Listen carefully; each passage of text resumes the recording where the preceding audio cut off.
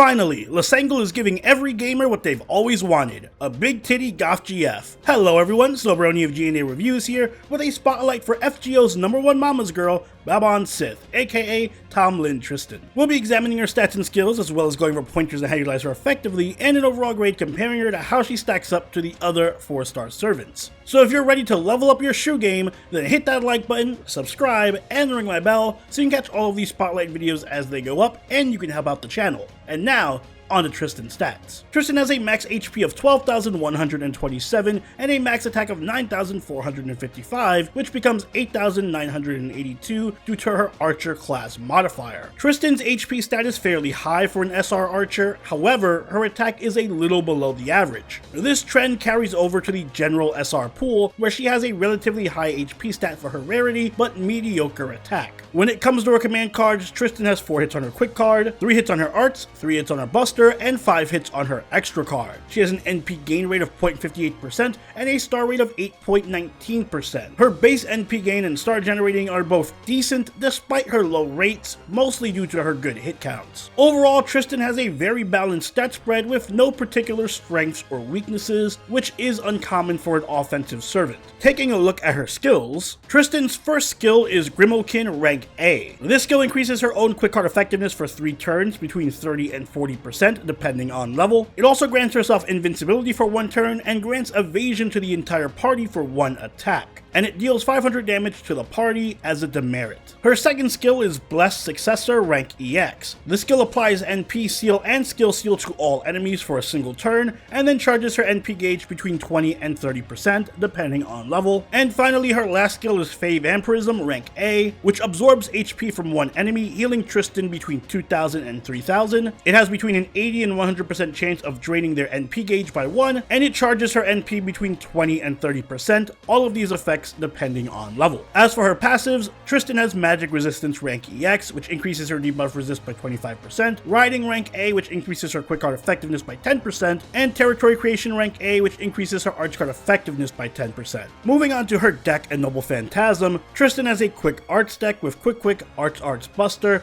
and a quick Noble Phantasm. Her Noble Phantasm is Fetch Fail Not. It's a single target quick attack that deals damage to an enemy with a modifier between 1200% and 2000% depending on level. It also ignores evasion and inflicts curse status to an enemy, dealing 1000 damage to them every turn for 5 turns. That curse damage is also elevated by the overcharge effect, dealing an additional 200 to 400% damage depending on overcharge. Tristan's Ascension mat requirements are gonna feel like a stake through the heart, because for leveling she needs 12 medals, 24 stakes, 12 horseshoes, and 6 bloodstone tiers. While for skill ascension, she's going to need a further 36 stakes, 24 medals, 20 arrowheads, and 20 fantasy scales per skill. Okay, I know what you're all thinking. Wow, an attractive servant with ridiculous ascension mat requirements and mediocre stats. She must be awful. And to be fair, we have seen this pattern before after all. But here's the Shyamalan twist. What if I were to tell you that Tristan is actually good? And more than just good, she's worth her weight in stakes. Don't let the unassuming stat line fool you. What she lacks in attack and P gain and star generating, she more than makes up for with some strong passives. The high ranking Riding and Territory Creation provide a serious boost to almost her entire deck. So in practice, her damage, her NP gain, and her star generating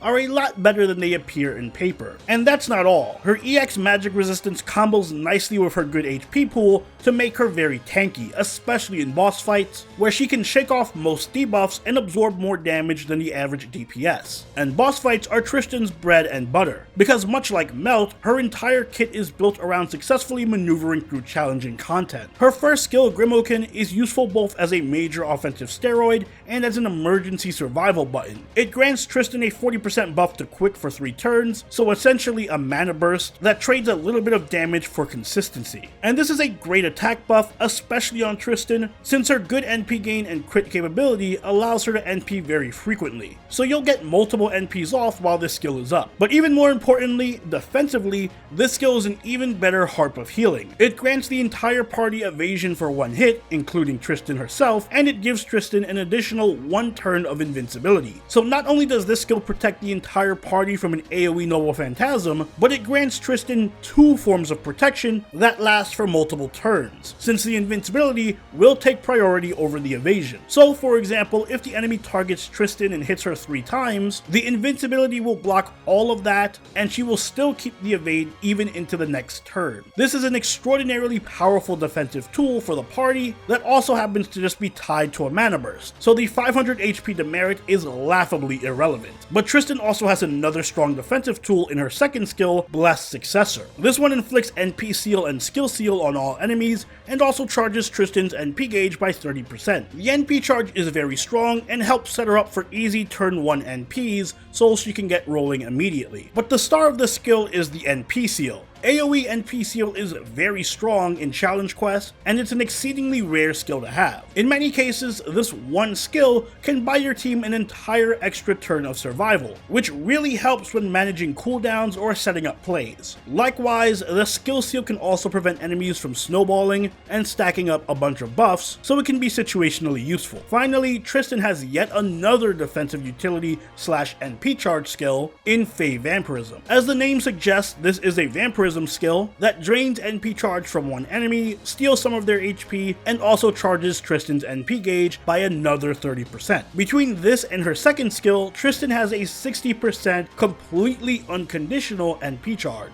which is just ludicrously good for NP spamming and can often ensure that she NPs on back-to-back turns with little to no setup. The drain is yet another form of NP denial to the enemy on top of her NP seal, so Tristan is an ace at denying release to her opponents. Don't read too much into that. And even the heal is actually pretty good. 3000 is not insignificant, and when combined with her first skill and her high HP, it makes Tristan incredibly sticky and hard to remove from the battlefield. For skill priority, I actually recommend leveling Fey Vampirism first, followed by Blessed Successor, both for the NP charge, and then the quick buff last. But if you really want just that extra bit of damage, then you can level the quick buff first. You can also pick up mana loading and extra attack damage as her append skills. Tristan's Noble Phantasm is a single target quick attack that ignores evasion and curses the enemy. The curse doesn't really matter, but evasion pierce is great and just adds another extra bit of challenge quest utility to her already packed toolbox. She also gets some decent NP refund from this due to the high hit counts, so looping it is possible in Scotty setups, and it can be a quick and easy way of shaving off 2 or 3 break bars from a boss immediately. Tristan is built to be a boss slayer. Every weapon in her arsenal is tailor-made to punish, stall out, and dominate her opponent, which is very in line with her sadistic personality, so I guess you get some lore points for that. Being able to both drain and seal an enemy's Noble Phantasm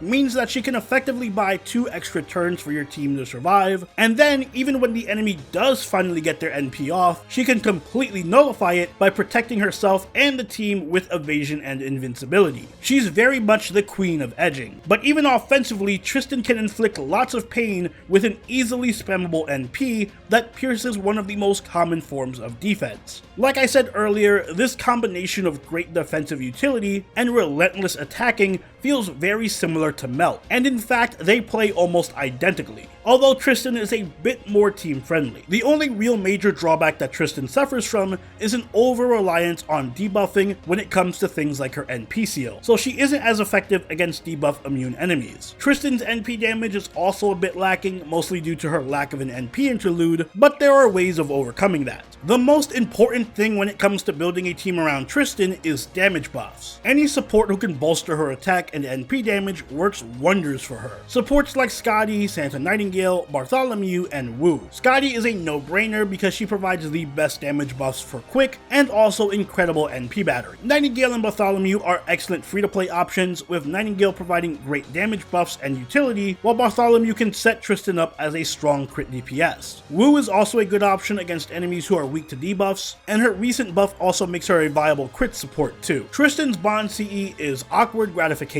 It boosts her NP damage by 30% and gives her a 30% chance to increase her NP gauge by 5% when she attacks. Due to the lack of damage stats on this CE, it's unfortunately not very useful despite the cool effect. Instead, Tristan excels when using CEs that buff her NP damage like Black Grail, Traces of Christmas, and Imaginary Around. Black Grail is especially potent on her since she's able to abuse it while still nullifying the downsides thanks to her NP charge skills and her healing. In the future, the Stars Holiday is a good free pickup as it boosts both Tristan's arts and quick cards and also gives her starting NP charge so that she can NP on turn 1. As for command codes, any crit boosting code like Heavenly Child of Karama is good for boosting Tristan's overall DPS, especially if you attach it to a quick card. Overall, Tristan is a challenge quest goddess. She has so much utility in her kit that she can often completely dominate enemy servants, both one-on-one and in groups. She is tremendously tanky in even the toughest battles due to her stalling and her Harp of Healing like skills, and offensively, she can put up some serious damage when sufficiently buffed due to her NP spam ability. She does fall off a little bit when facing debuff immune enemies, and her NP damage isn't as strong as most other premier boss killers, but she more than makes up for that with her unmatched utility. So Tristan gets an A+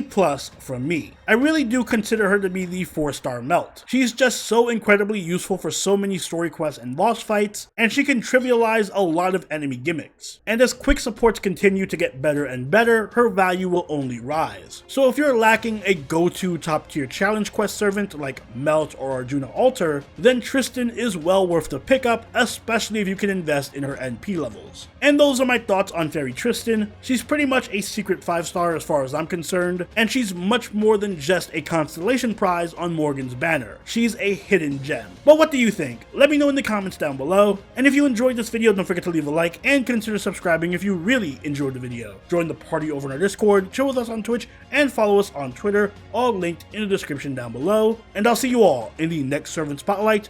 Soberoni out. Later.